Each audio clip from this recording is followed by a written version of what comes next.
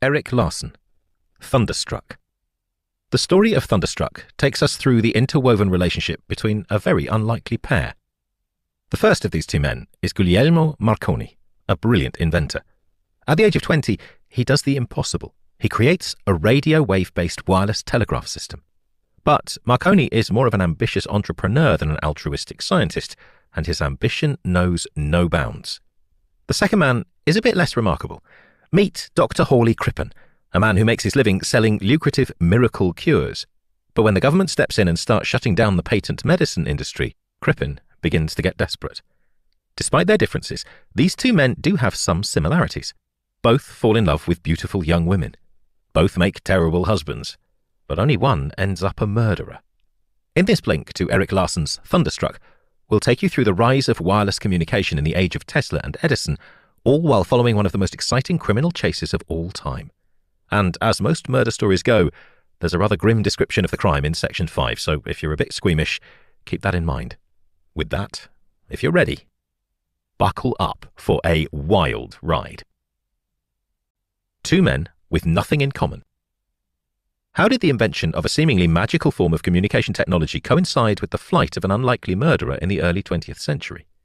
It starts with a love story. Dr. Hawley Harvey Crippen, already a widower at the age of 30, has the misfortune of being visited by a seductive young woman, Cora Turner. At 17, Cora harbours dreams of big stage stardom as a singer, but she endures excessive pain on a monthly basis. As a result, she has her ovaries surgically removed, leaving the couple forever childless and herself with a massive scar along her belly. This is a crucial detail for later in the story.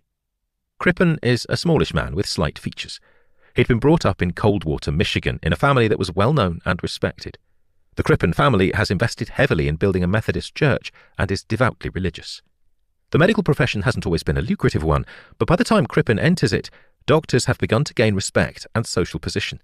In fact, Crippen has been finding his fortune in the world of homeopathy, which, at the time, is recognized as a respected form of medicine. Eventually, he starts to work for a company that sells miracle cures. But in 1893, a recession slows down his income and prevents his new bride from pursuing her dream of living in New York and becoming a famous stage singer. She refuses to move with Crippen to London and stays in New York. That, paired with her propensity to flirt with other men, causes Crippen a great deal of unhappiness. While all this is developing, in another part of the world, a 20-year-old man named Guglielmo Marconi has learned of the amazing work of German physicist Heinrich Hertz in transmitting electrical signals wirelessly. What Marconi doesn't know is that the respected minds of the time aren't even considering using this for long-distance transmission. That's understood to be impossible. Had Marconi been told that, he may have left it at that. Instead, Marconi dedicates years working on the invention of a long-distance wireless communication device. Thinking his idea is fairly unoriginal and being simultaneously pursued by others, Marconi works at a frantic pace. Not being a scientist, his experimentation is a matter of simply trying everything until something works. His mother is supportive, but his father isn't. In the end, Marconi prevails. He packs up his machine and travels with his mother to London. As soon as he gets off the train, the police confiscate his device thinking it might be a bomb. They promptly destroy it. A tale of two ambitions. It turns out Cora Crippen can't cut it in New York. She ends up moving to London to be with Crippen and pursuing show business in Britain's version of vaudeville. So while she begins chasing her new dreams in England, Crippen stays busy pursuing business and trying to turn a blind eye to his wife's indiscretions. But when Cora finds herself a new love, he can no longer look away. But he can't cut her loose either. For reasons unknown, he continues to pay for her lifestyle, even occasionally paying for her nights out with Bruce Miller, the man she's professed to be in love with. She and Crippen agree to keep their marriage intact publicly, but feel no obligation to comfort each other in private. Meanwhile, Marconi has recovered from his setback with the London police and has built a new device. The delay aggravates his paranoia over the possibility of someone else achieving his vision before he can get to it. He quickly meets with William Preece, chief electrician of the British Post Office. Preece falls immediately in awe of the invention and spares no expense supporting Marconi's continued experiments. Preece comes to take on a sort of fatherly role in his support, so it hurts when Marconi shakes off his support in favour of private enterprise. Marconi isn't a scientist. He's a practitioner or inventor, someone who takes existing science and works to create something useful from it. He's also an entrepreneur, and an ambitious one at that. His efforts to patent his technology irk the scientific community, especially one Oliver Lodge, who feels he could easily have achieved what Marconi has if he'd known the public would be interested. Lodge begins writing regularly to newspapers to remind people that these Marconi waves were actually discovered by Hertz, and that everything Marconi does has already been accomplished. He isn't exactly accurate on that point. A few years previously, he demonstrated the device and technology Marconi is now using, only Lodge made the declaration that electric waves could only travel half a mile at most without interference, and then he promptly abandoned the study. In contrast, Marconi has his eyes set on the Atlantic. He's determined to create wireless communication between Britain and America and on board ships, and he's in a hurry. His demonstrations to seek support have galvanized other inventors around the world to take up their own efforts at achieving long-distance wireless communication. Honour among frauds.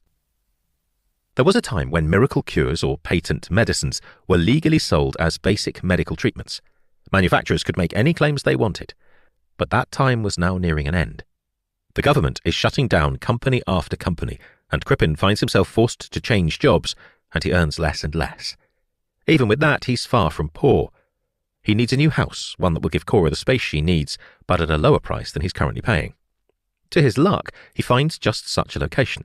It's larger and cheaper than his current home, but it turns out to be too good to be true. It's situated downwind of a cattle farm and within hearing distance of a prison where executions are committed. Still, the house gives Cora and Crippen the ability to live separately under the same roof while maintaining the facade of a happily married couple.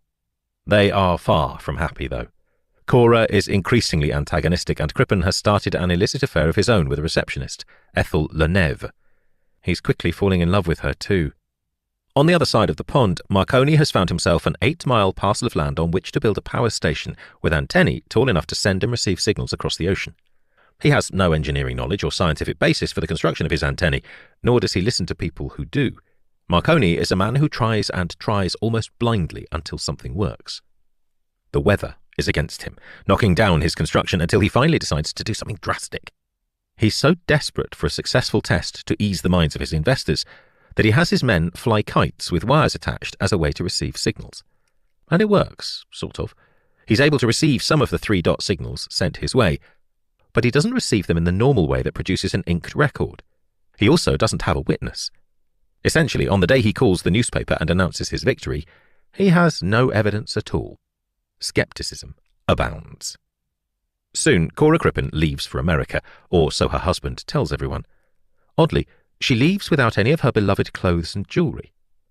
Crippen acts as a go-between to Cora's friends, telling them he's corresponding with her. He relays the upsetting information that Cora has fallen ill in America, and just as he's thinking he should go to her, he receives the dreadful news that she's dead. His receptionist, Ethel Leneve, moves into the house with Crippen and begins wearing Cora's jewellery. The two of them are very happy together. Lies, lies, and more lies. It doesn't take long before Cora Crippen's friends begin digging a little deeper into the mysterious circumstances of her death. Dr. Crippen's answers just don't seem consistent or specific enough.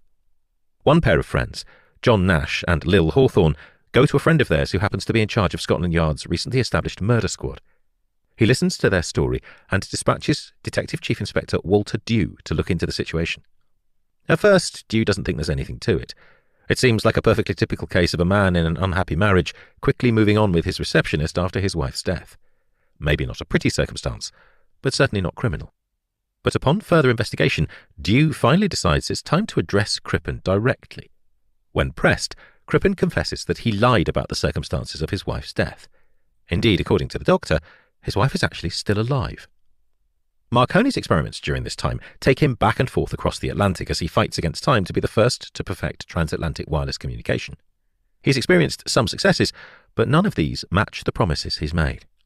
One of the claims he's made to the public is that he's perfected a form of tuning that eliminates the danger of interference. This means, according to Marconi, that he can transmit and receive signals without other signals disrupting them. Of course, Marconi is lying. And one man, a magician named Neville Maskelyne, is determined to prove it. Maskelyne makes a living fooling people, so he can spot when someone else is doing it as well. One day, Marconi and his hired electrical engineer John Ambrose Fleming arranged to give a lecture and demonstration at the Royal Institution, London's premier venue for sharing scientific knowledge. In the midst of the demonstration, Maskelyne hijacks Marconi's device and begins transmitting passages from Shakespeare. This goes unnoticed by the audience because the man collecting the transmission keeps his cool. But when Fleming hears of it, he feels insulted by the shenanigans and writes a letter to the Times berating and vaguely threatening the perpetrator. This is exactly what Maskelyne was hoping for. By writing that letter, Fleming has exposed Marconi's lie.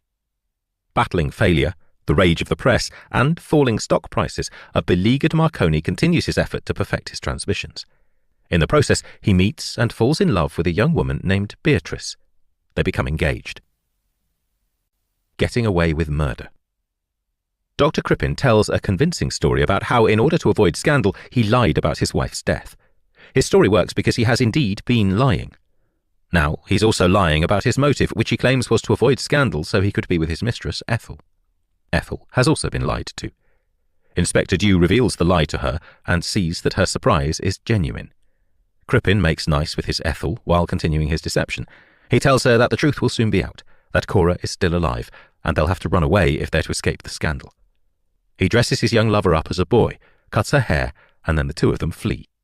Inspector Dew has already searched the Crippen house 3 times, always lingering in the coal cellar, always coming back with nothing. Something has been nagging him about that coal cellar, so he goes back out to the house a 4th time, determined to spend more time there. He and his partner begin prying at bricks until they find one that's loose. Then they dig. They don't have to dig for long before they find human remains in a shocking state, and as a warning for those following this blink, this next part gets pretty grim. All of the organs in the remains have been removed, but remain connected to each other. The skin has been flayed and buried separately. Finally, the head, hands, feet, and pelvis have been removed so that it's impossible to determine the gender of the victim. Further investigation reveals bleached hair, something Cora did regularly, and a scar along what would have been the abdomen of the skin. With those key pieces of evidence, Cora's remains are officially identified. The hunt for Dr. Crippen is on. Meanwhile, Marconi's wireless technology has advanced, largely to Fleming, who was fired for the Maskelyne incident, but then rehired as a result of 2 inventions that Marconi needs. Fleming's inventions finally allow Marconi to make good on his claim of clear signals with no interference. Additionally, Marconi himself discovers the phenomenon that horizontal lines work better than vertical ones. Eventually, Marconi is able to perfect transatlantic communication, and his devices are distributed far and wide. He marries Beatrice, drags her all over the world, and she manages to have 1 living child, a daughter. When she gives birth to their 2nd child, Marconi is at sea conducting experiments. Beatrice has no idea which ship he's on, so she addresses a wireless telegraph to Marconi out in the Atlantic somewhere. Thanks to ship-to-ship wireless communication, Marconi is found and called back home. The heat is on. There are times when technology advances before the criminal understands it. Imagine the first murderer to be caught due to fingerprints, or the first speeding ticket given out by traffic cam. That's how the rest of this story goes as well. While the whole world is finding fascination in Marconi's wireless communication, very few people have actually considered its full implications. So when Crippen and his mistress board the Montrose, piloted by Captain Kendall, it never occurs to them that they've already been caught. They just have to wait 11 days for the handcuffs. Crippen has shaved his moustache, and Ethel is dressed like a boy. They're going by the last name Robinson and posing as father and son. Kendall recognizes them early in the journey, and by day 3 he stands by his Marconi device and waits to pass near enough to a receiver to send one of the most famous wireless messages ever. The telegram reaches Inspector Dew, who then boards a ship that can overtake the Montrose and beat it to its destination by a day. When his ship passes near enough to the Montrose, he has a signal sent to let Captain Kendall know of his plans. In the meantime, thanks to wireless communication, the entire world now knows about the murdering doctor and his lover. Reporters throng the Canadian dock where the ships will eventually arrive. Kendall enjoys his 5 minutes of fame by sending details of the couple's activities. People everywhere can't get enough. For Crippen, the voyage is lovely and pleasant. It never occurs to either him or to Ethel that the thunderous sounds from the Marconi room on the ship might be signalling his doom. When the Montrose reaches its destination, Inspector Dew boards it and greets Crippen with a handshake. Ethel promptly faints. You've just listened to our blink to Thunderstruck by Erik Larson. In this blink, we've learned about 2 men. Marconi, the brilliant young inventor turned wealthy entrepreneur, and Crippen, the small, quiet doctor who'd do anything for love. We've also seen how the invention of a new technology crossed paths with a daring escape and created one of the most exciting criminal chases in history. One man's fate was sealed by the ingenuity of another man he never met.